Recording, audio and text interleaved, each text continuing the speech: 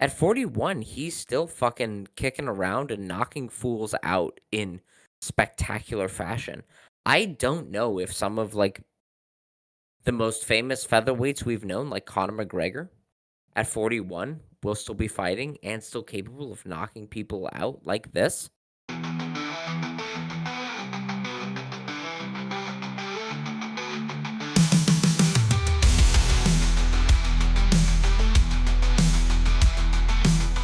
All right, welcome to another episode of Two Fight Fans, where we talk about all things in combat sports. I'm one fight fan, Colin. And I'm the other Stuart. All right, had our final UFC card of 2024, UFC Tampa, featuring Colby Covington versus Joaquin Buckley. Now, Stu, did you watch any or all of this card? Because I know you had a few fighters on here. There were a few fights that you were interested in. Sorry about your hometown favorite, Jamie Lynn Horth. Yeah, that was a bummer. But listen up, Chuckle Fuck. I watched the whole main card. What about you? I watched the flyweight fight between Manal Cop and Bruno da Silva. I watched the featherweight fight and part of the welterweight fight. Part of the main event? Yeah. Mostly because I just got called away for a brief moment. I had to take a phone call. When I came back, it was done. Jeez Louise. But you did see Cub Swanson triumphantly as a 41-year-old knock someone out in the UFC? Yeah, we're going to get to that because, wow. Like, not what I was expecting, not what I would put my bet on or anything. But anyway, so actually, let's just get right into it. So, Stu, you want to start at the top or the bottom? I'm a bottom, so wherever you want to go, baby. Alrighty, so yeah, let's start with the prelim. So, did you watch any of them? Come back to them, or see any highlights from any of these? Because I did not actually look at the prelims. I did watch the Jamie Lynn Horth fight. We love Jamie Lynn. We love her on this podcast. We're a fan club of two for her. Miranda Maverick, a little bit. Just had a little bit more kind of a little bit more urgency in every position, a little bit more explosiveness in every position, and just seemed to have be a little step ahead on the footwork and like timing, initiating things in combination. But that doesn't mean that Jamie Lynn Horth won't be back. The North will rise again, as Jon Snow said, or someone in the fucking Game of Thrones world. I don't fucking know. So I did watch that. It was 29-28. I mean, Jamie Lynn definitely took, I think it was the second round of the fight. Okay. So yeah, good. She's on her way, but Miranda Maverick, props to her. Oh, yeah, I did actually watch 3 of these. Oh, okay. Did you see the freak show fight at featherweight between Sean Woodson and Fernando Padilla? I did not see your fucking homunculus fight. Hey, you got a TKO, Colin. I see that now. A first round TKO in the last 2 seconds. Colin, how long am I going to recommend shit to you that I know you would love, and you're just going to routinely not listen to me? And then what's going to happen is later next year, we're going to be talking about Sean Woodson's retirement fight, and you're going to have never watched this motherfucker fight once. Even though I know you personally would delight in seeing his freakish proportions played out on your screen. Like, this is a travesty, man. This is a travesty. You should go back and watch that fight. Sean Woodson, Fernando Padilla. Sean Woodson actually looking better than he normally does.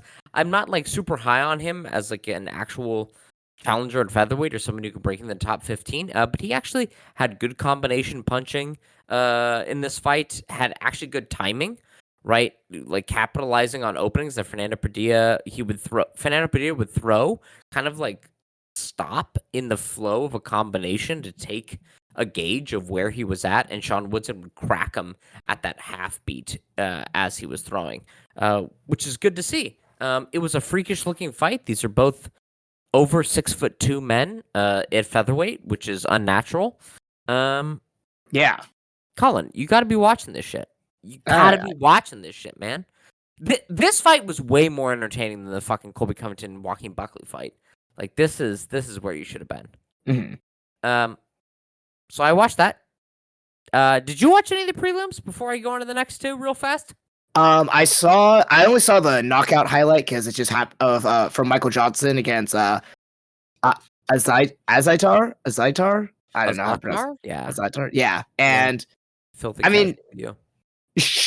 again, it was like okay, like a surprising end to the way that worked. Again, I only saw the ending, but not Yeah. really what I was expecting. You know, because we've talked about like how Michael Johnson's been very hit or miss. Like he's like an interesting style, but it's been very like he looks great in one fight, but then like very gun shy or like almost like hesitant in the next one. So seeing him get another win with a KO, like yeah, that's good to see for him, I guess.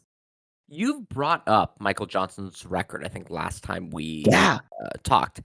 Is yeah. Michael Johnson the best fighter that you've seen who has nearly a 500 record? So I think I don't know if we talked about this last time, but yeah, him and also someone who else has a surprisingly like near 500 record. I think is it Alex Caceres who's been fighting for like 10 Yeah. years now. Ooh, good shout. Like both of Yes. them, like really talented, really hot prospects when they're coming up, and they've been around for a long time now, but like just can't seem to string enough together. That's a good shout. Yeah, they might be Yeah. two front runners for person with a nearly 500 record who's actually sneaky good. No, Michael Johnson, a fantastic KO. Absolutely starched Ottman Azatar. Mhm. Fantastic. Love to see it. Love to see Michael Johnson. I think 36, 37.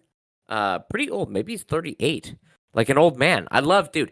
Anyone in their mid to late 30s doing anything in life, as a man in his mid to late 30s, I'm like, this shit slaps. I love to see it. Yeah, it's great. Michael Johnson, he's at lightweight. Let's get him in against Jim Miller. Let's get him in against another old man. Or, I know I keep going back to the well in this one. Why not a Patty Pimblett fight? Or Bobby Green. I don't know if Michael Johnson Ooh. and Bobby Green have ever fought before. They were people that at lightweight were really knocking off. I remember way back in the day. I'm talking, God, let me see. I mean, he has a win. Michael Johnson has a win over Tony Ferguson in 2012. He also has a win over, I believe, Dustin Poirier in 2016. Like, he has sneaky good wins. It's the same thing with Bobby Green. Bobby Green had wins over Benson Henderson and Cowboy Cerrone. Whoa. Wait, what? Yeah, right? Like, way back in the day. I'm talking between 2012 and 2016. They got Whoa. wins. Yeah. Damn. Yeah. So let's have them fight. That seems like a cool fight. And then yeah, the only other one to note is Yoel Alvarez, training member of the kind of Spanish team with Ilia Topuria, just absolutely starching Drakkar Close with a flying knee, followed up by punches.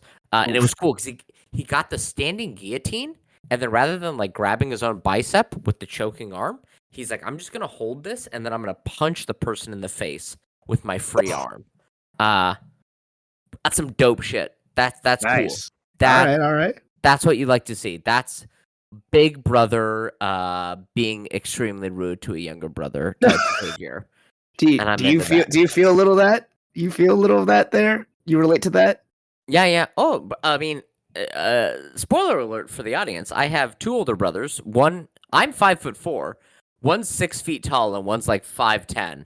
So, yeah, I've been big brothered quite a bit in my life, and Yoel Alvarez was really kind of sending me flashbacks when I was a child, just getting styled on. So yeah, it was prelims pretty good, much better I think than the main card. So you missed out, man. Yeah, I guess so. Yeah, but tell me what you saw on the main card. All right, okay. So are we starting with the again top or bottom? Where do you want to begin? Well, we started from the bottom, so let's start from the top. All right, Joaquin Buckley. So again, this one I saw, like I think it was the first 2 rounds, maybe. Okay, it's top of And the third, so you didn't miss much. okay, yeah. So, two things that we saw in this. One, Colby Covington did like kind of look like what we expected. Again, why did he pick this fight? Why did he decide to step in short notice? Like how did I want to know how this fight actually came to being when they moved Ian Gary out and Colby Covington in? But whatever. And how did they get Hulk Hogan to walk out using the fucking flag like a cane? Just decrepit as fuck Hulk Hogan walking out there. And Colby, did you notice with the shirt pre-cut at the bottom? Like a little bit had been like it looked like cut away so that he could rip his shirt off before he got into the cage. That's some Bush League shit right there. That's what that is. But yeah, in terms of the actual fight, I thought, again, we've talked a lot about like, okay, Joaquin Buckley, he's like very athletic and dynamic and like a very gifted, talented fighter. But what Joaquin Buckley will come out? Will that kind of fighter come out, or will be the more tepid one come out? And I thought he was light on his feet. He was able to stuff the 2 takedowns that I saw in the first couple rounds from Colby Covington. And granted, they were pretty telegraphed and not set up really with anything. And Joaquin Buckley like kind of mixing up a lot of his strikes. I understand that like towards the end of the third round, I think he was mixing in like, a bunch of body shots as well. So, yeah, I mean, he showed a more diverse skill set. But again, is that really Joaquin Buckley, or is it the fact that he's fighting basically a walking, talking, shouting, MAGA wearing heavy bag? Like, yeah. Which one is it? Do I give props to him or what? It was 8 takedowns attempted by Colby, only 1 being successful. Was it 8 in the first 2 rounds? That many that he attempted? Yeah. No way that many. Yes. And Colby only landed 29% of his strikes. So here's the question.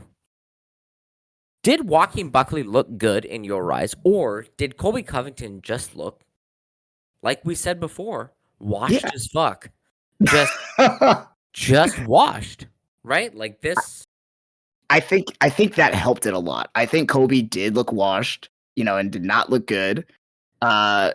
But Joaquin Buckley was a little bit better than what we've seen him do before, So I think those two parallels kind of pulled it, making it look. I think it made it look way more one way or the other, like either like to the average person, I think it would make it look like, oh, Joaquin Buckley is really like he's a rising, star in the welterweight division. Or it could just be like, yeah, Colby's like old. Like, what the fuck? Like, he has not fought that long or that much recently. So, I mean, Colby looked undoubtedly unremarkable in this. He looked so fucking washed. He did, right? His style was all about high-paced volume and being able to string striking into clinch, into grappling, into clinch, into striking, back to grappling, back to clinch in a constant pace. That is not what I saw at all in this fight. Joaquin Buckley looked like Joaquin Buckley. And I guess that looks good when you're, like you said, you literally use the word walking heavy bag. Colby Covington looked like a walking heavy bag. It's easy to look good against a walking heavy bag. Colby Covington looked ridiculously washed, and he looked like he realized it in the first round of this fight. He looked like he started to kind of panic and be like, what the fuck am I going to do?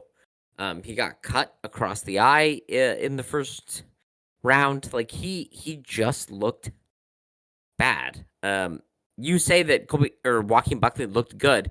The burden of proof is on you. What did you see technique-wise or just like overall in this fight that made you think Joaquin Buckley was any better than he was before? Because I got to be honest, Joaquin Buckley going to the ground with Colby Covington and trying to like play half guard with him or being on top in half guard against Colby Covington and like getting swept once by Colby Covington made me go, wow, Joaquin Buckley has terrible fight IQ. He's smoking this dude on the feet, and yet he's like acquiescing to a better position for his opponent.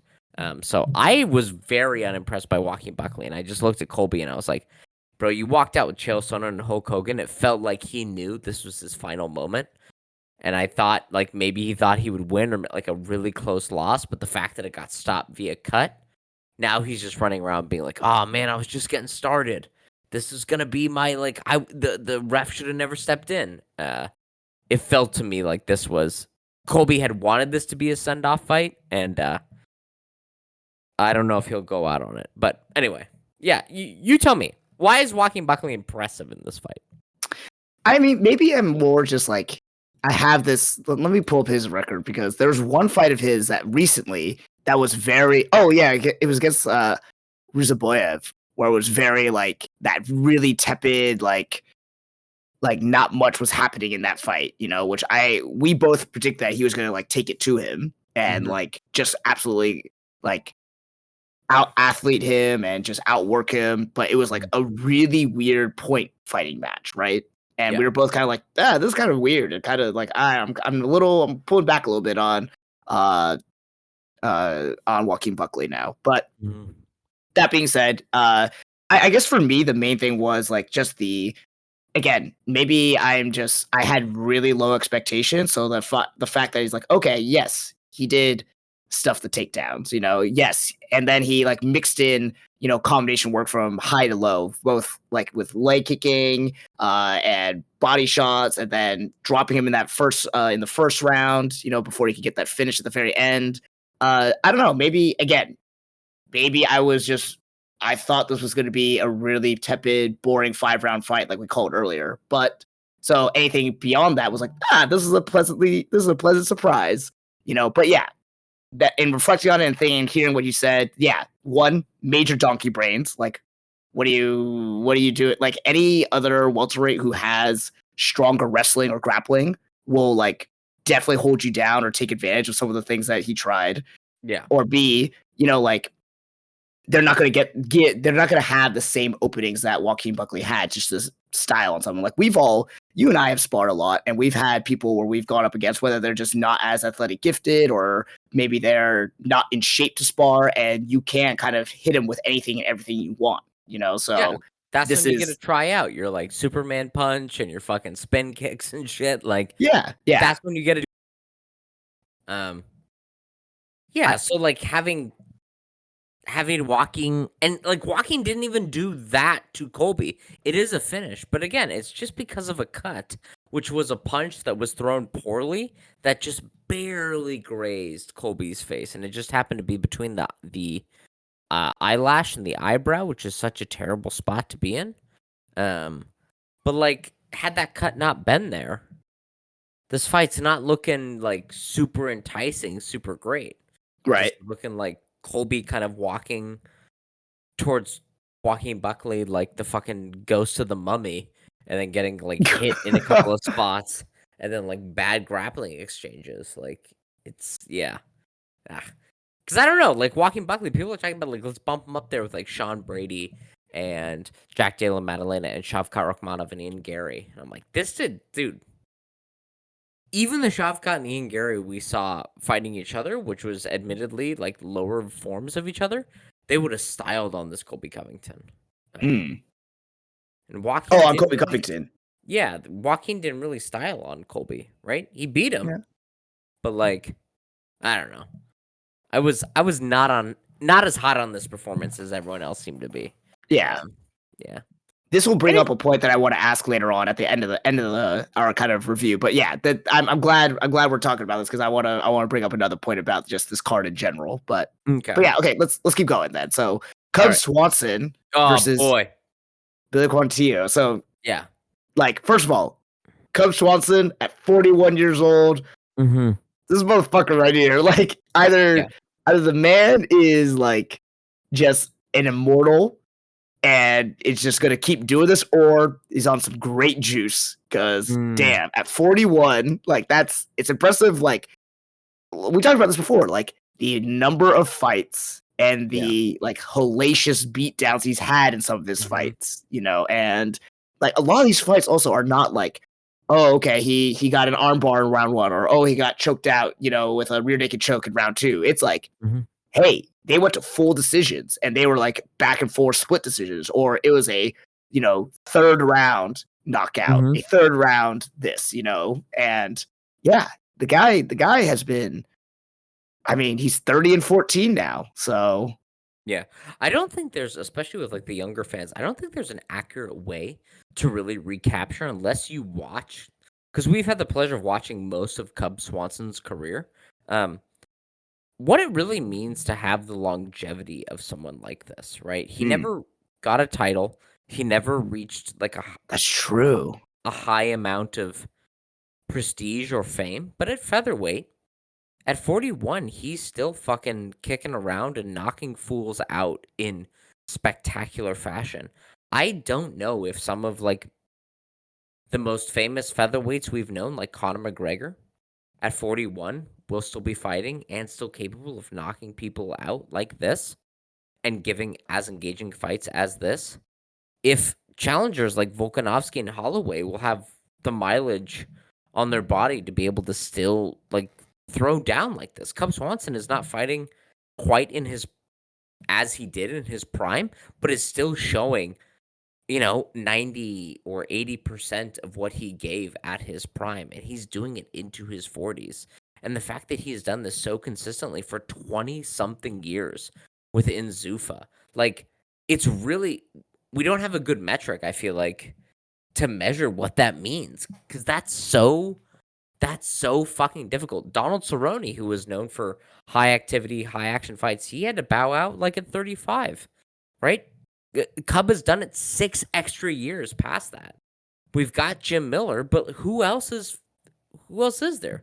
Like Clay Guida really hasn't been able to do it. Like there was a handful, and I mean like a literal like 5 or 6 people who have ever been able to do this, and Cub Swanson is one of those dudes. He is like the last gunslinger. He really fucking is. He comes out there with his pedo stash, like ready to throw down, and dude, and his whack tattoos, like yes, and he threw down, and I fucking love Cub Swanson. He was amazing in this fight, and I was so happy to see him get this knockout, and so heartbroken that he did not retire on that knockout. You know what I mean? Right? It is, like it's one of those things that we've alluded to with other fighters, like when the wheels fall off, like when is the other shoe going to drop? Because it will probably drop pretty hard. Because he's been in. I'm just looking through his record right now, Wikipedia, and like, okay, first of all, we talk about aging fighters. At 41, for anyone at any weight class, that's a long time to be fighting, But he's doing it at featherweight, where every fight is explosive and dynamic. He doesn't like take a back seat in his fight. So like, just to name off some of these things, we talked about this once. Okay, so in 2009, that's when he fought Jose Aldo and lost. Admittedly, okay, this was really short, 8 seconds to a flying knee. Like, but again, that was when Jose Aldo was at the top of his top. But he's fought Chad Mendez in the WEC. He then fought Ricardo Lamas, George Roop, and Ross Pearson. He beat Charles Oliveira. He beat Dustin Poirier. He beat Dennis Seaver. He beat Jeremy Stevens. He lost to Frankie Edgar and Max Holloway.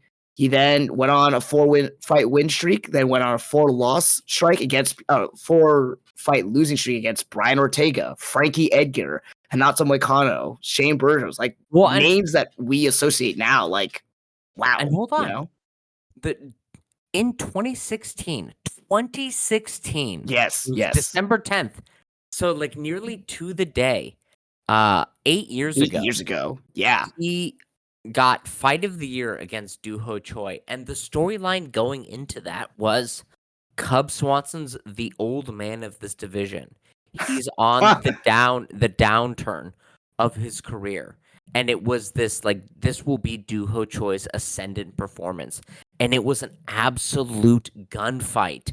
And Cub Swanson came out on top of it, and then had 8 more years onto his career. Where he beat Crone Gracie, he beat Daniel Pineda, he beat Darren Elkins, he beat Hakeem Watto, Billy Quarantillo. Like he's continued to fight and beat like UFC caliber fighters. At heavyweight.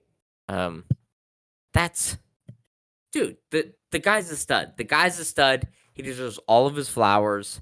I don't think we have a proper way of really acknowledging and admiring people that don't capture a title, but have longevity and performances like Cub Swanson does.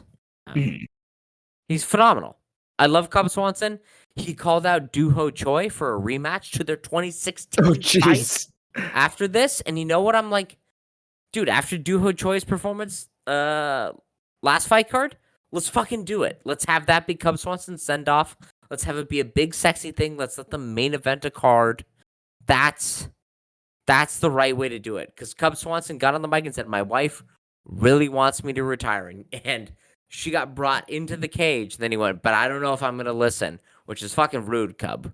Don't do that to your wife, right? But I mean, and it was a great fight up until that KO too.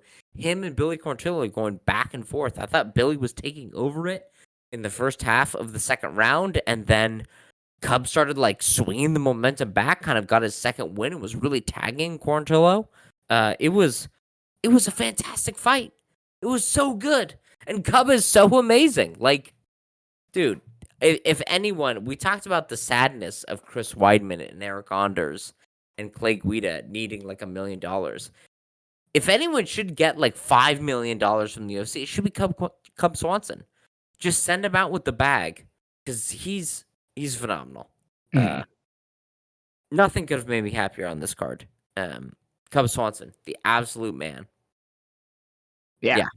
Yeah. Yeah. Yeah. He was the shining light of this card for me. You know, Mhm. admittedly, I only saw a little bit, but immediately because just with the history that we have, I'm speaking like I know this guy personally, but you know, just seeing him, you know, from the WEC and the early days of like bringing in these lighter weight classes into the UFC and how he's just always been there, you know, and he's always provided entertaining fights. He's always been like just this, like you said, a gunslinger, and for better or for worse, always like putting himself in danger. And it's been entertaining, and it will be something that we need to value, and definitely something that we need to appreciate down the line because we will probably never have a fighter with a longevity and the willingness like Cub Swanson. You know? Yeah. And who can hold kind of like hold court in a division like featherweight for so long. I mean, fuck. This guy was fighting in the first term of George W. Bush. You know what I mean? Like that's a long ass time ago. Mhm. Yeah. I like how the way you have put into perspective a lot of our fights is like what presidents were in term during those Well, isn't times. that Like, kind of like because it kind of like I don't know. As I'm not an American anymore, but as an American, you kind of go like, oh, what term was that in? Oh shit, it was. And you hear like it was the first Bush term. You're like, oh my god, like that's a long fucking time that ago. yeah, that was over Yeah, 20 years ago. yeah, So man, that's crazy. I remember the early 2000s, dude. The iPhone wasn't out yet. Everyone was buying each other big chunky ass iPods and being like, "Oh, where'd you download your shit?" LimeWire was around. Remember that shit? Like oh yeah, thing that it's fucked up your computer all day. yeah, it's a different time, man. It's a different time. And he was fighting then. He was getting into fucking fist fights with people then, and he's getting into fist fights with people now. It's wild. I wish nothing but the best for Cub. I hope, yeah, I hope he retires soon though. Because that was the great send off, right? This knockout against Billy Quarantillo, that would have been the great send off to kind of like when Robbie Lawler did it against was it Nico Price? Uh Mm. I think so. It was like a knockout from the clinch. But that's great, right? Like a really like a good fight that ended in a emphatic knockout. That would have been great for Cub. But if he is going to be around for one more, I love the Doo-Ho Choi rematch because that's a fight fucking 8 years in the making. That's Mhm. awesome. I love that. So let's do that. Let's do that. And then as for Billy Quarantillo, I think I loved Billy Quarantillo and Bill Algeo. the two Billies at featherweight. But I think they're both washed because they were both action fighters who just didn't quite have the. I hate to use this phrase, but like they didn't have the goods of a Cub Swanson, Dustin Poirier, Justin Gaethje, Jose Aldo, who could just take hellacious beatings and have a long career.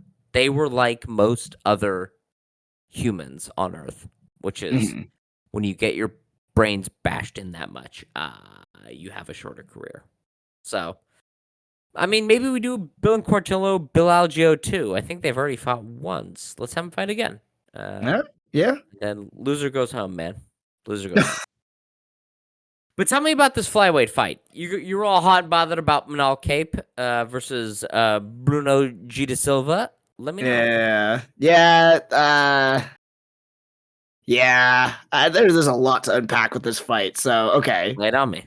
First of all, what the fuck was going on with all the like fouls going on? Were you the one who said Bruno Silva is one of the dirtier fighters, or something like? Both of them are very, very dirty. Manal Cop and Bruno Silva are dirty fighters. Yeah. Yeah. So I think Bruno Silva definitely kicked Manal Cop straight in the plums, to drop him, but apparently it hit him like a couple times before that, and Manal Cop, in the third round, supposedly need him in the jewels as well, and Manal Cop was complaining about an eye poke or something, and I don't know. There's just like, that like kind of overshadowed it a lot, but not to the point where it's like, okay, it was decided by that because Manal Cop came in with the knockout win at the end. But yeah, I mean, they both had their points. I don't know. I was just not, especially also how he reacted afterwards too. Like, do you think Manal Cop deserves a title shot after this performance? Because I thought it was like, like, I think it was like okay, but there's so much talent in the flyweight division. I was like, I want to see you get someone who's like not a scrub. Yeah. Well, let me throw out two names for you: Manal Cop versus Kaya Sakura. Yes, give it to me. I think that'd be a good one, right? I would. Yeah, two like kind of fast, like dynamic strikers. Yeah, I'm with it. Manal Cop versus Tatsuro Taira. Ooh. So that one would definitely be, again, the whole striking versus grappling type thing. I'm with it. I'm with both of them. I mean, they both Tatsuro Taira and Kai Sakura coming off losses, and they need a win over a rising contender to maintain their status. So yeah, it'd be good. Yeah, I mean, Manal Cop has a win and a loss with Kai Sakura, so it's a trilogy fight. Like, I feel like... Oh, that's right. Yeah. That's easy to market right there. Yeah.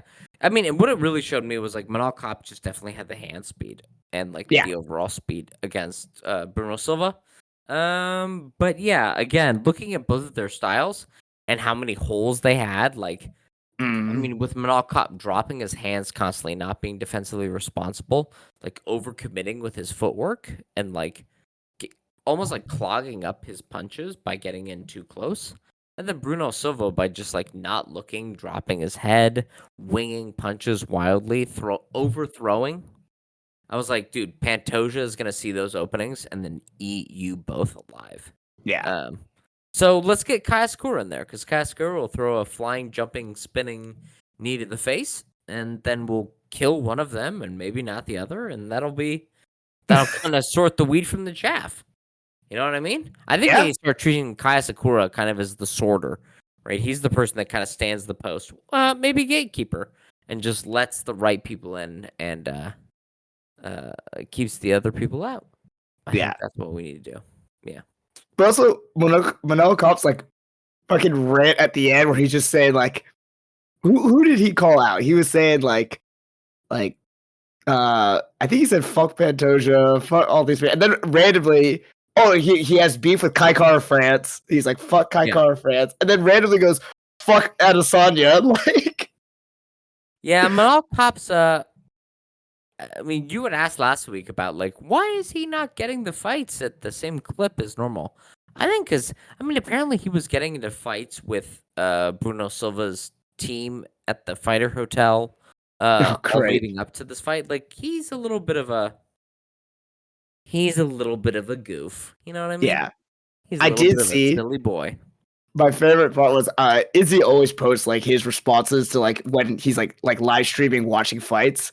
And he's Mhm. like, bro, why the fuck you calling me out? What did I do? And then like the next slide in the video is when Manel Kopp they were at some UFC event together and he was like getting into a spat with Kai Kara France in the audience. And then Adesanya goes like, hey, shut the fuck up, sit down. And they go like back and forth with each other. And he's saying like, hey, this little motherfucker, if he try to talk shit, I'm gonna just watch. I'll like stomp his ass. And apparently Adesanya doesn't remember any of that. Like, Yeah, well, that's Adesanya. And was Dan Hooker there? Were they getting drunk together? 'Cause that's that seems like something they would do, yeah. yeah. But there's some pre-fight thing. I don't know. It was Nonsense. a special UFC like fan event or whatever, Got it. Yeah. or press No, I conference, mean, whatever. Manal Kopp probably needs 1 or 2 more wins because he lost to Makayev. 1 or 2 more wins. Fight Kaya Sakura. I think that's great. It's a trilogy match. Like that's a good number 1 contender. Yeah, I think that's good. Like Manal Kopp looked like the best version of Manal Kopp I've seen, but that doesn't mean that he himself elevated his game, right?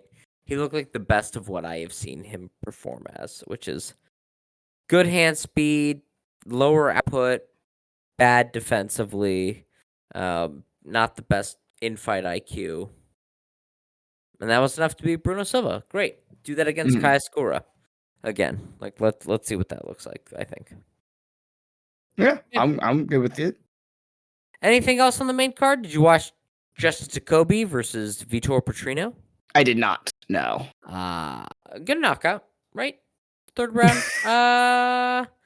Light heavyweight. Neither of these guys are beating Hill or Prohaska or Jan Blachowicz or Alex Pereira, so fuck it.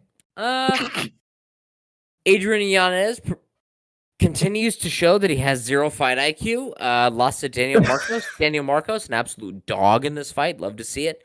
Took some good bombs from Yanez and then was like, fuck it, I'm going to throw back harder. And then Yanez not picking up on any of the reads and any of the massive telegraphs Marcos had. So Marcos won. Yanez continues to kind of like fall down the rankings at bantamweight.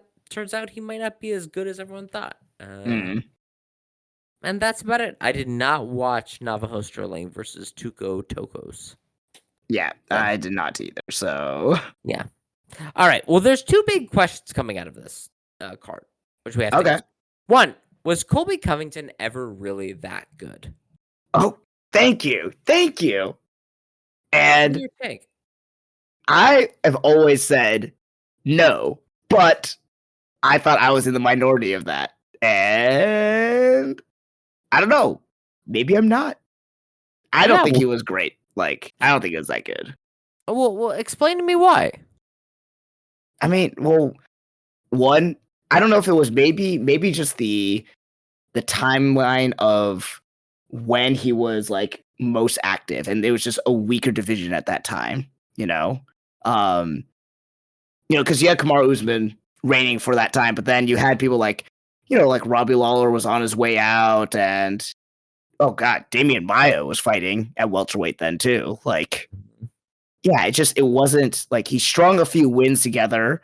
Won the interim welterweight championship, but then was promptly stripped of it after that, and just never really strung anything together after that, And like, yeah, I mean, it just didn't seem like maybe if Kamaru Usman wasn't there, he would have been champion longer. But at the same time, he was like very unanimously destroyed by Kamaru Usman. So like, I'm looking at all of everything that he's fought against, and it's like nothing really sticks out to me. So to follow that logic, the question is, was Kamaru Usman ever really elite because his signature wins are over Colby Covington? I think at the time, he probably was like, and maybe this is why. Like, maybe the welterweight division at that time was just at its one of its weaker points. Maybe and kind of like what the light heavyweight division is right now. Do we fault the current champion for the fact that no one can stand up to them, and that they're just head and shoulders above everyone else, or are they actually that good? Like, or the division is that good? They're just that much higher up, you know. And in my mind, and try and reflect back on it, I think Kamaru Usman was just better than everyone else in welterweight at that time, and there wasn't Mhm. many people that really stood out to me. Mhm. Yeah. Yeah, I mean, I agree. Like, I don't think Colby Covington was ever like truly an elite fighter. Yeah. Overall, it's when we begin to compare it to being like, well, he couldn't beat Kamaru. It does become interesting because I guess like the question is like, when you take the individual parts of his game, did he have like elite striking? No. Did he have elite jiu-jitsu? No. Did he have elite wrestling? Not really. Like the technique that was employed was not really elite. What he really had was he did have an elite gas tank. And so he could kind of drown you in offense, but it wasn't in the same way as there were like two prominent fighters that come to mind that were competing at the same time, which is Max Holloway, right? Who has elite level boxing and elite level skill, but then has that stamina to marry with that to drown you in strikes. But can also, when you're able to match him, he can just also outskill you. Or Khabib Nurmagomedov, who did have like elite stamina, but also just had overwhelming grappling that nobody could. And he also had the skill and technique in grappling to make sure nobody could match him, right? And so even when there were holes in both Max Holloway and Khabib's game, they had an elite level of skill elsewhere, as well as this elite level stamina to go with it. Colby never really had elite level skill. He just had that elite level stamina, and it just turned out that at that time, at welterweight, there were not many people that had that elite level of stamina. Because if you go back even just the George St. Pierre era, there were people, Josh Koscheck, John Fitch, George St. Pierre Yeah. himself, Yeah. Well, who I was just had thinking that, like that at that time, there was a healthy string of contenders of people with different skills, different skill sets, and in multiple pools, not just like they had cardio, you know? yeah, right? Like peak Colby versus peak Robbie Lawler, peak Roy McDonald, peak George St. Pierre, peak John Pe- Fitch, peak Yeah. Josh Koscheck. Like Thiago Alves. Yeah. I pick all of them to be Colby. Yeah. I think people want to celebrate Kamaru Usman as well because in denigrating Colby, we have to also denigrate kind of the welterweight division as a whole and as champion Kamaru Usman at the same time. They just weren't elite level welterweights, right? It's this weird thing too about like Alexander Gustafsson at his peak never actually got a light heavyweight title, but he beat everyone and took John Jones and Daniel Cormier to like an inch of defeat. And so Yeah. I'm like, him at his peak versus Pereira. I'm like, I would pick him against Pereira. I'd pick him against most light heavyweights, right? He might be a top 3 light heavyweight of all time. Maybe not resume wise, but if it was peak for peak, looking at their skills and trying to guess their matchup. Mhm. Yeah. So yeah, Colby Covington. Let's say it. He sucks. He sucks now. He can't do anything about it. He gets tired now. He gets cut. Fuck that guy. Yeah. Not very Yeah. good. It does kind of discount Joaquin Buckley's win, but yeah, fuck that guy. And then the other storyline coming out of this is like this is the final fight card of the year. How would you rate 2024 in the UFC? Like, are we giving a letter grade? You give me whatever you feel. You can give me a sunshine, you can give me a rainbow, you can give me a storm cloud, you can give me whatever you need. I think overall, the I think the overall this year was a good year for the UFC. I think there are entertaining fights, entertaining storylines, entertaining changes of the guard, entertaining like new risers who like really like took the forefront in their weight divisions. And it's setting up something really interesting, spectacular for 2025. So yeah, I would give this year a solid like B plus. I think the thing that takes away from it are like all of these just excess cards that just like would clog up our weekends for like random reasons, you know?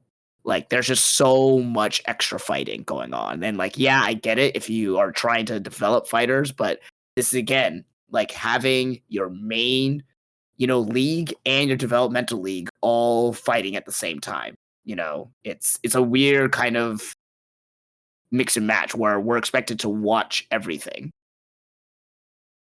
So that's a pretty high grade. Better than 2023, I guess is the question. Oh God. I'm trying to remember. This is the problem with like So, fighting. okay, Like, some what? highlights in 2023. Yeah, Islam give it to me. Makhachev versus Alexander Volkanovski, their first one. Okay, The number okay. 1, number 2 pound for pound fighting. John Jones fighting Cyril Gane. Israel Adesanya knocking out Wait. That was Pereira. 2023. Yeah. Jeez. Israel Adesanya knocking out Alex Pereira. Yep. Aljamain Sterling against Henry Cejudo. Amanda Oh. Nunes in her retirement fight against Irina Aldana. Okay. Alexander Pantoja beating Brandon Moreno to win the championship. Oh, yeah. Volkanovski defeating Yair Rodriguez. Sean O'Malley assuming the title against Aljamain Sterling.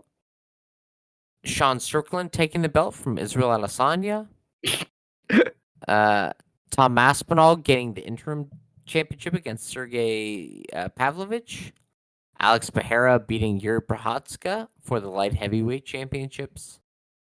Alexandre Pantoja fighting Brandon Royval. That's just championship fights. Wow, that was all 2023, huh? Mm-hmm. All right. Maybe in retrospect, yeah, 2023 is pretty stacked as well. Then shit. Yeah. Do you want to know 2022? Because it's better than 2024 as well. Wow. All right. Well, really quickly, tell it 2022 again. Okay, we've got. We've got Davidson Figueiredo versus Brandon Moreno. They're fighting a bunch. Francis Ngannou's still there. He's fighting Cyril Gane. Israel Adesanya defeats Robert Whittaker in their rematch. Yeah. Volkanovski beats Korean Zombie.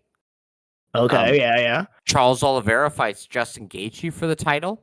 Mm-hmm. Yuri Prochazka and Glover Teixeira. That like absolute war of a fight. Yeah. Volkanovski beat Max for the third time. Adesanya beats Jared Cannonier. Amanda Nunes loses her title. Beats Juliana Pena in the rematch. Leon Edwards, yeah. Leon Edwards gets the head kick against Kamaru Usman. Jeez. Islam Makhachev gets the title against Charles Oliveira. Zhang Guai Li gets the title against Carlos Esparza. Alex Pereira knocks out Israel Adesanya. Oh, yeah. Yeah. And Jan Blachowicz, Magomed Ankalaev. We don't need to talk about that. But, like, that's... See, this just shows you also, like, how quick the fight game changes and how, how quickly fortunes develop or quickly fade. Like, this was 2 years ago, you know? Yeah, man. 2 years ago when Pereira beat Adesanya for the middleweight title. Like, yeah, man, listen up. I've been around. I know what's going on. No, I know, but that's insane. I thought that was like so much longer ago. Like, and yeah, 2 years is a long time for fighting because like if you are fighting, 3 to 5 times a year, that's a lot of mileage you're putting on your body, for a year. So like, yeah, maybe we do have to appreciate more just like what some of these fighters are doing and have done, but also just like how quickly like the tides will change with a fighter. Like someone who is your favorite fighter right now, come this time next year, and definitely in 2 years, they're probably not going to be in the same position. you know? Oh yeah, it's Luke Thomas talks about it with like the EA game curse they talk about with Oh, like football? yeah, or anything, right? It's like by the time your celebrity has gotten so high that you get to be on the front cover of a video game, you're probably going to lose your next fight because it takes so long to build to that place and it's so easy to lose that position, right? Mhm. It took Alexander Volkanovski winning the title after going undefeated in the UFC, beating Max twice before he could get that, and then he maybe gets 2 defenses after that, and then he loses to Topuria because that's just the natural flow of things. It's so I will say, like, I do think the hardest thing to do in this sport is to defend the title more than 3 times in a row. Like, that Mhm. seems preposterously difficult. Jumping weight classes and becoming a 2 division champion, you can easily kind of cherry pick, or it's easy to win 2 fights in a row. You're 145, you're 155. You know, you can that's just 2 fights, but winning the title and then defending 3 times, that's 4 in a row where there's tape on you and everyone is gunning for you, and it's Yeah. the best people in that division. That's way fucking harder. Way Yeah. fucking harder than becoming a 2 division champion. So, after reading back 2023 and 2024, and those are only the title fights. We didn't talk about like fight of the year, knockout of the year. Yeah. Yeah. Um, what letter grade do you give 2024? I think I'd still give it in the B's though. I think there were still a Okay. lot of really good things that happened. You know, you had some historical things occurring, some historic events that happened. You got like UFC 300 and That's true. yeah, yeah. But yeah, hearing all those like back to back like that Mhm. is yeah, it puts it into perspective, like just how insane and how lucky we've been really in these last few years coming out of COVID too. Like I was kind of expecting a lot in the sports world, like we'd almost like stall out or go backwards because like when you can't be in person, you can't be doing things, you can't compete, you can't keep yourself at a high level, you know? Mhm. So like that whole year where like very little happened, and especially in a sport that ages you so quickly, I did think this is gonna have like longer term effects that we're not gonna see until we get into like year 3, year 4 post COVID, where like either the new talents coming in and they're like severely underdeveloped because they didn't have those early experiences, or like something happened like midway and we're not saying. But yeah, 2022, 2023, good ass years. I was wrong there. Yeah. I'd give it a C. It's You're gonna pretty give I this your seat. Well, what would you yeah. give 2023 and 2022 then? Probably B. Let's go back to the year. It's not the best year, I think, in MMA, but it's one of the top years. Okay, okay. 2016. Oh, Jesus, I'm okay. just gonna read the title fights. Okay, okay. The Hit very me. first one, Robbie Lawler versus Carlos Condit, an Great. All right. all-time title fight.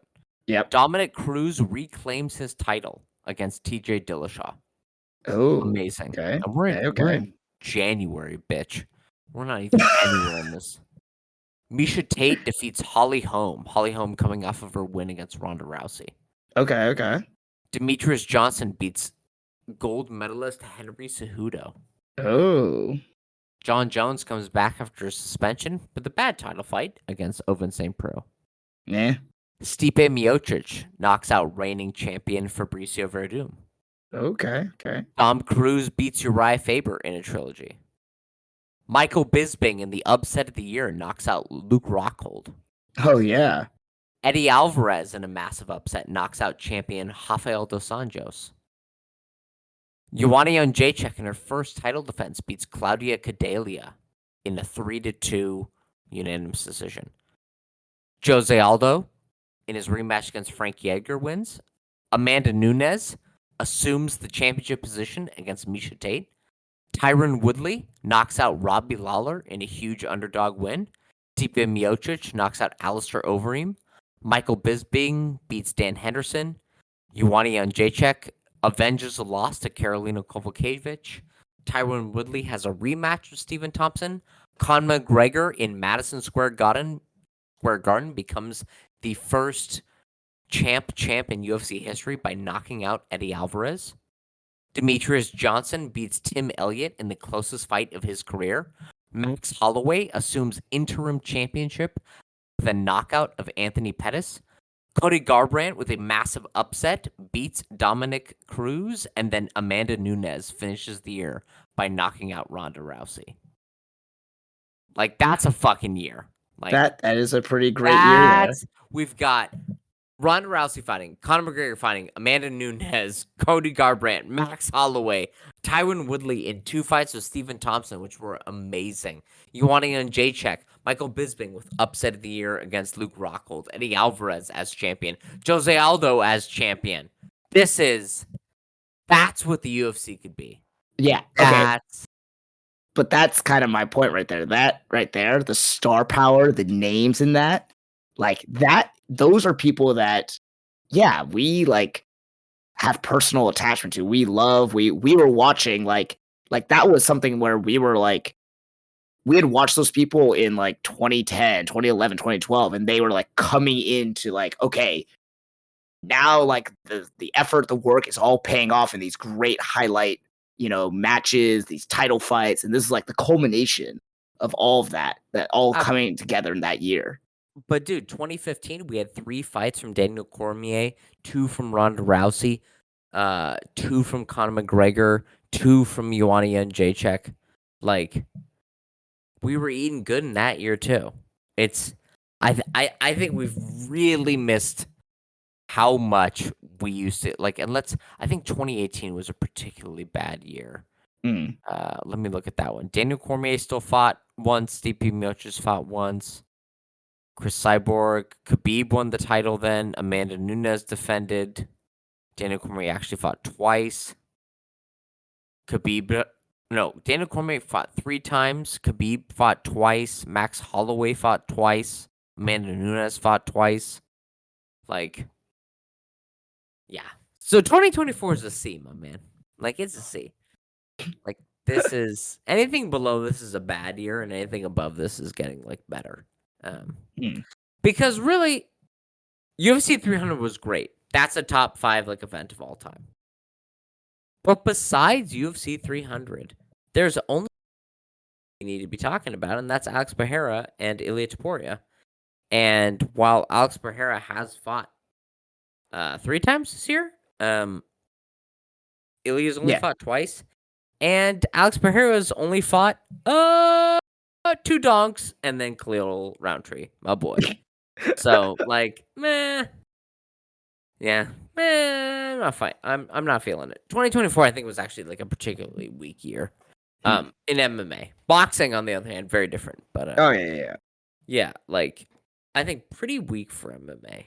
Interesting. Because like what? Yeah, like I don't know. Take out 300, which is a big part of the year, but it's a single event amongst 14 pay-per-views. 14 pay-per-views. Not even 10% of the pay-per-views, and not even 1% of all fights. Well, were there 56 cards this year from the UFC? Like, and you're taking out 1? How good is this year without UFC 300? Yeah. Okay. Well, let's see. Let me just pull up some of the. It's not as good. It's not as good. What? I guess what we do have is the ascendancy of Dricus du Plessis, which I know you love. Hey, he's your favorite right now. Yeah. So Dricus is in there. Dricus is in there.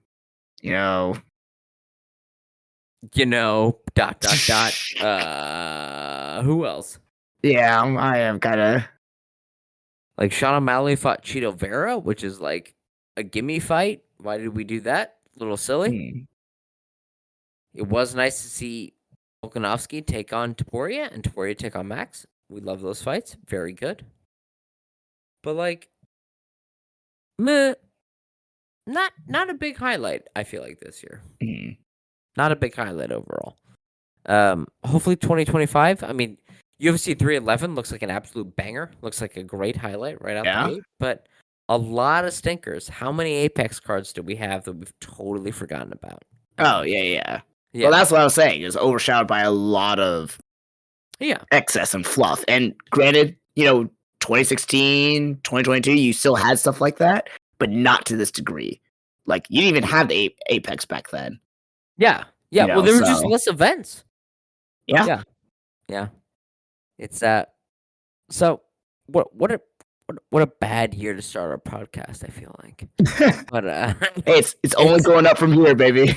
I guess, yeah. I mean, it is something where I think newer fans don't really know to like demand it of the sport and demand it of the UFC. It is a weird thing because we went from, was it 309? Was that the Jones Miocic fight? Yeah, yes. Yeah, and there was like nothing, right? And then we went to 310 and it was like, holy shit, even the early prelims have stuff going on. You Mhm. know? Like, why wasn't Cub Swanson on the 309 card? Why was it instead Cron Gracie and Bryce Mitchell? Cub Swanson, Billy Quarantillo, much more interesting fight. The UFC also seems to have kind of developed this thing where they don't really worry about building out a card appropriately within a month, right? You have this amalgamation of fights within a singular month, and you can kind of mix and move those because they're only 1 or 2 weeks difference. And these fighters, if you give them enough notice, will be able to make that weight and fight. But you go, why do we have so many like decent action fights on these Apex and Fight Night cards, and then nothing on these pay-per-view cards, right? It's Yeah. it's a very odd way that they build it. Anyway, we're not going to be negative in 2025. I mean, we will be negative. We're definitely But good. That's like the whole shtick of this show. well, it's hard, right? Because I'm like, I want to be positive, but they just keep doing shit where I'm like, what are you doing? Why? Why? Anyway, anything else to talk about? I mean, we're pretty much at it, but I just wanted to ask you. So, like, all these knockouts in this past card, and like the average viewer would be like, "Oh, that was such an exciting card! Like, I got my money's worth. This was great." But one thing that I remember, like, one of my boxing coach back in college told me, like, you know, if you see knockouts in a fight, it's because there's a definitive skill gap between fighters, whether that's a speed difference, a power punching difference, a actual like IQ difference. That's like really tough, like good skill matchups. They will go to a decision, and you'll see because they're constantly like figuring each other out, and they're coming in with specific game plans. So like seeing finishes, that's something that like you almost expect at a UFC card, and you're almost let down when you don't have one, So like, but seeing all these knockouts on this card, it's like, oh, at first glance, yeah, it's super entertaining, but at the same time, it's like, well, all of them kind of happened because it was like one person was either styling on the other, or the other one just was like inexplicably donkey brained, or were straight up just donkey brained. So like, I don't know, like that's what I was gonna ask before. That's what this card kind of highlighted for me with all these like knockouts in a row almost. You had like 3 on the prelim and then 4 to finish out the main card. So like on the one hand, yeah, very entertaining for the UFC to go out on this card. But another one is like, well, are we just putting like donks against donks? Are there like this big of skill gap between fighters here? Yeah. I don't know quite what your question is, but I will say if you want to see more finishes, you should just go to your local MMA fight because they'll have like 13 fights and all of them will end in the first 30 seconds. Yeah. Right. You see like 0-0 fighters fight, they either get knocked out or get submitted with the quickness. I think there are kind of like 4 things as kind of a checklist of criteria. If you don't, let's say, not to throw shade, but like if you haven't trained, which is something as well that like I feel like back in the day, to harken back to the better times, to really sound old, it was like I felt back in the early 2000s and early like 20 teens, people who were fans of MMA went to boxing gyms and Brazilian Jiu-Jitsu gyms, and like their love of the sport led them to martial arts as a practice to train in. You know what I mean? Or Okay. you were a martial artist and then you started watching MMA because you liked martial arts. You know what I mean? Yeah. rather than being like, I don't train, I don't understand really much of the technique. I just, it's almost like people that watch the NFL and they're like, I just want to see quarterbacks get sacked hard. And you're like, all right, well, that's not really, there's a lot more to the game rather than that. You know what I mean? Right. Yeah. So if you don't have the eye for it, like, not to say Colin and I do, even though we do, we can watch a fight and be like, that sucked, even though everyone else says it was really good, right? There are 4 things you should look at. Number 1 is, like, what is the actual rankings of the fighters? Rankings can be a bit deceiving because they're controlled by the UFC, but, like, that usually is a decent indicator of skill. And how far apart are people in the rankings, right? If the number 2 contender gets smoked by an unranked contender, kind of watch it a little bit closely and go, oh shit, why did he knock that person out? Like, that's probably impressive because that's the number 2 contender, right? They're probably somebody who's earned their way to the top. So you should look at rankings. Number 2 is you should see that, like, the very basic thing is when someone is striking, do they return their hands to their chin to guard, basically? Or do they have a tendency to knock? Because sometimes you'll see knockouts where somebody has got their hands and their hands are down by their ass cheeks. And you go, well, what are you doing with your hands down there, man? Like, and unless the opponent has done something to bring your hands down by your ass cheeks, like, that's just a scrub move. And it happens sometimes. You look at that Ilya Taporia Max Holloway knockout. Ilya fakes low. Max pushes his hands away, thinking he's blocking a body shot. Ilya comes up top. So it looks like Max is an idiot for having his hands down low, but that's something that Ilya has fed to him through constant body work leading up to that position. And then he gets the knockout, right? Like, so just look at, like, their hand. Is somebody turning away and lifting their chin up and then they get choked out? Like, if they're doing that, you go, okay, they don't really know what they're doing, right? So look as it's leading up to the sequence. What are the 2 things you have to defend yourself? Are your limbs in tight? Is your chin tucked? In both standing and grappling. Number 3 is how old are the fighters, right? How are these both, like, 40-year-old fighters fighting, right? Because the older you get and the younger you get, if they're both 18, fighting doesn't look the same. No. It's like a weird thing, right? Like, it is hard to explain to someone. Colin, how would you explain to someone that, like, 2 40-year-olds fighting does not look like even technique wise, does not look like how 2 25-year-olds fight? Oh, yeah. I mean, even then, like, when you see 2 20-year-olds fight, you're like, man, this is something that only 20-year-olds would do. Like, fuck that. Like, this is this is such a weight. This is just like you being young. Like, made of magic and rubber. You can just do whatever you want. Yeah. Like, I see even some of the people I train with now, they're, like, in their early 20s, and they'll, like, go for this insane grappling exchange, and they'll, like, someone will throw someone down, and then the other person will just, like, bounce right back up. Like, they're, like, not tired or hurt by that. And me, anytime I, like, even, like, I'm practicing being thrown to the ground, I'm like, fuck, I'm, like, tired getting back up. Like, it's just different. It's just harder on the body, So your fighting is different. You get away with a lot of stuff when you're, 21, 22.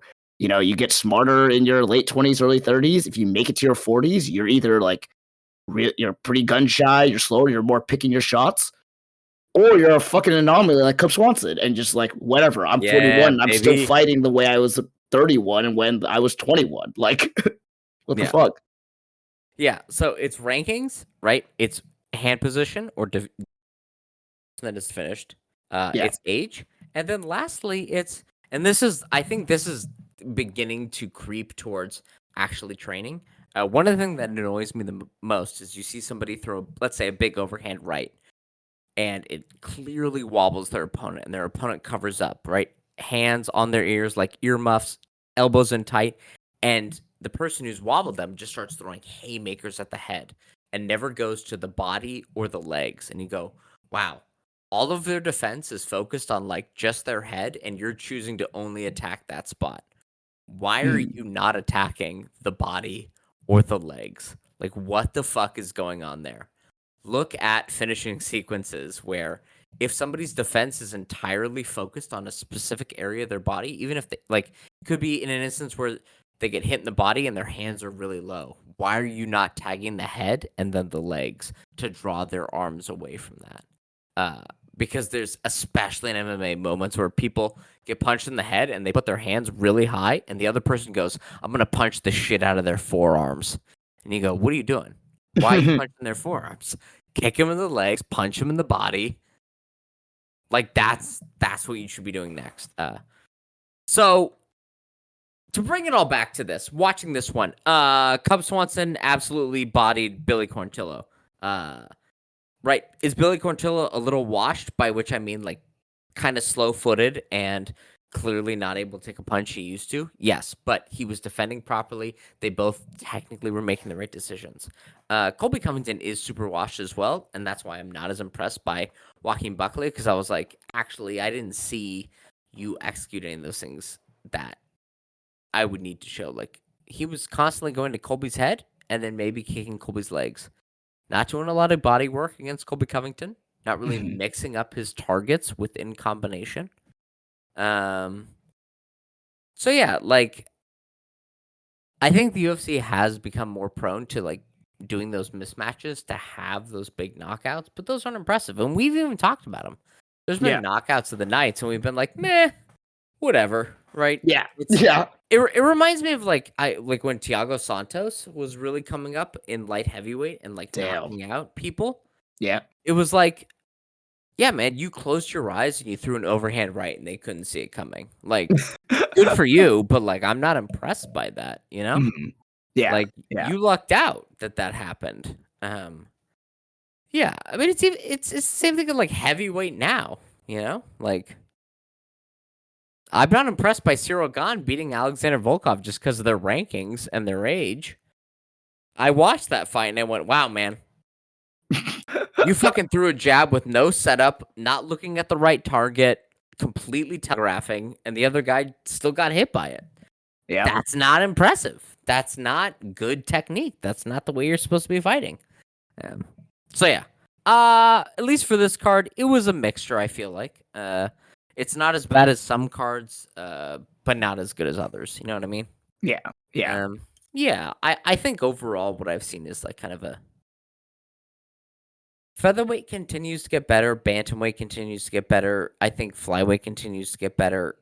Lightweight is kind of in a weird stalling pattern, but I definitely do think like if I had to take the top 5 fighters at the peak of welterweight, which I think is George St. Pierre, John Fitch, Josh Koscheck, Thiago Alves, I don't know, fucking throw somebody else in there against top 5 welterweight now, I'd pick the older top 5 to win. Yeah. I'm with you there as well. Yeah, same thing with light heavyweight, same thing with heavyweight. Middleweight's a weird place because we're still in, I think, the best era of it. We just have Donximus Maximus as the champion, and it just is so bafflingly confusing that I can't figure it out, right? Yeah. Yeah.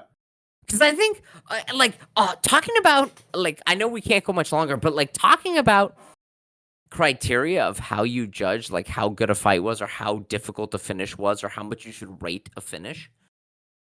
Dricus is such a hard fighter to apply that criteria to, because you go like, well, fuck, I've seen how difficult it is to finish Robert Whittaker. It's nearly impossible, and like the technique required for it is so difficult. Israel Adesanya, it's so difficult to apply the technique or the physical prowess of like the crushing power of Alex Pereira to knock out Izzy.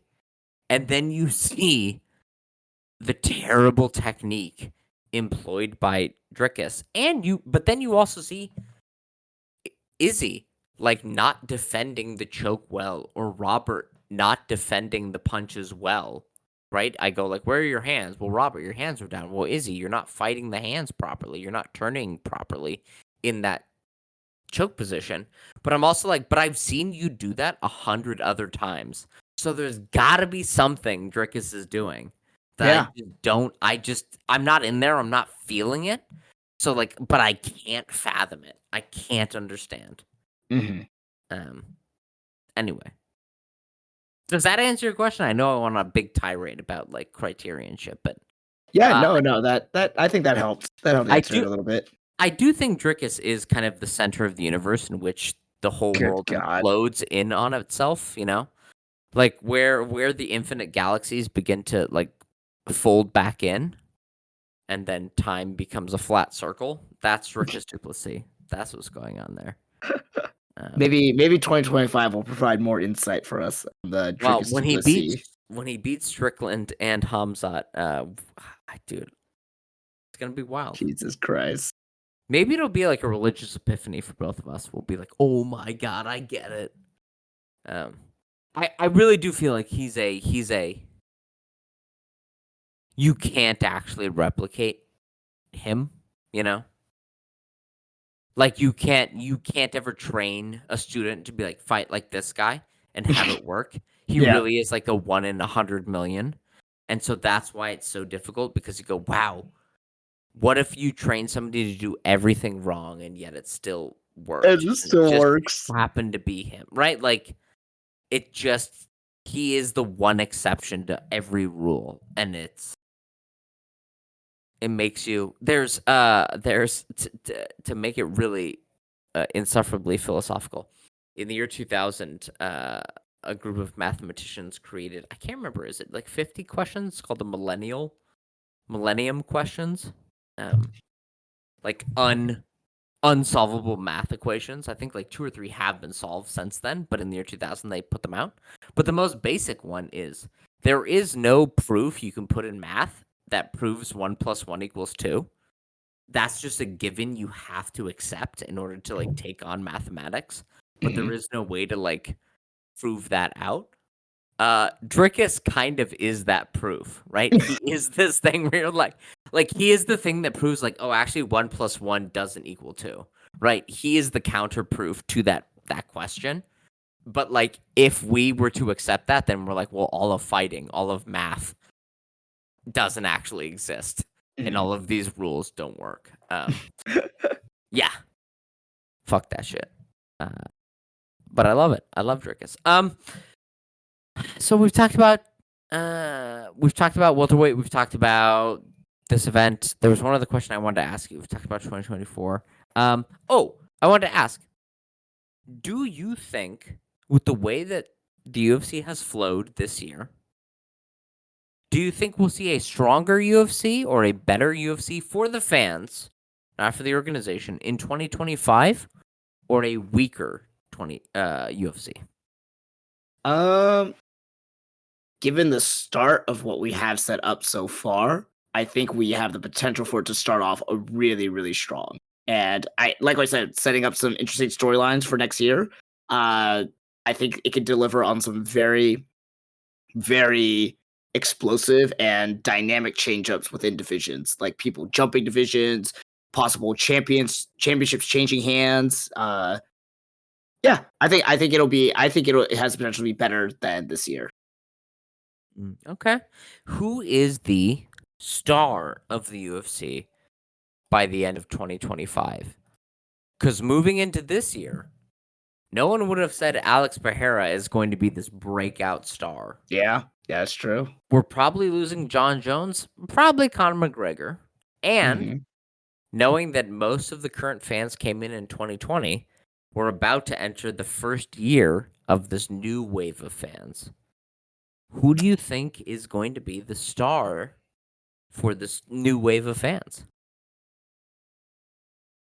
I think, and it's already started, I think it'll be Ilya Topuria. That's right, baby. He's the king. He will Yeah, be. I think so. But then he's going to be gone in like a year or two, so that's going to be a bummer. Yeah, we'll have a short rise here. So anyway, I think we'll talk about that some more. I think we should have predictions for 2025, a bigger yes. I think we should have a bigger show for that too. So that sounds we'll put good. some thoughts together. Yeah, because we're definitely not covering the first card of 2025. Yeah, no. Dern versus Hibash too. Fuck that. Anyway, all right. Well, anything else? Well, they only have 5 fights for this announced too. Well, hold on. Card. No. Go to Wikipedia. They've got some more fights. Like no, go for it. Check. That can't be right. I don't believe you. All right. Well, this has been Two Fight Fans. I'm one fight fan, Stuart. I'm your other Colin. No, they've got more, dude. They've got Trey. Yeah, they've got like 30,000 of the announced bouts on Wikipedia. Fuck off. Now, do I any don't see that. have blue names on Wikipedia? No. Oh, they have announced fights, but they're not. Okay. Yeah, but those are ones that are like basically signed and like they haven't like officially put on their website. All right. It's still not great, right? You've got Mackenzie Dern, Amanda Hebosh, Chris Curtis, Roman Kovalov. These are not great. Yeah. Great names. Anyway, Colin, what are we talking about later this week? The final fight of the year, Usyk and Fury 2, baby. Great. What you need to do in between now and then, because I definitely did it this morning, in anticipation of talking about it more today, you got to rewatch Usyk Fury 1. You got to rewatch it. It's 36 minutes long. You can find it free on YouTube. Daddy Turkey Al Sheik has put them on his own YouTube channel, so you can find them very easily, ad-free on YouTube. Watch it, and then come back to me and tell me what you think will probably change the next fight, and who do you think has more to change? Because after watching that first fight again, or I guess for the third time, I'm like, there's only one person who has things to change, and that makes me nervous. Yeah. All right, everybody. All right. Bye. Thank you. Bye.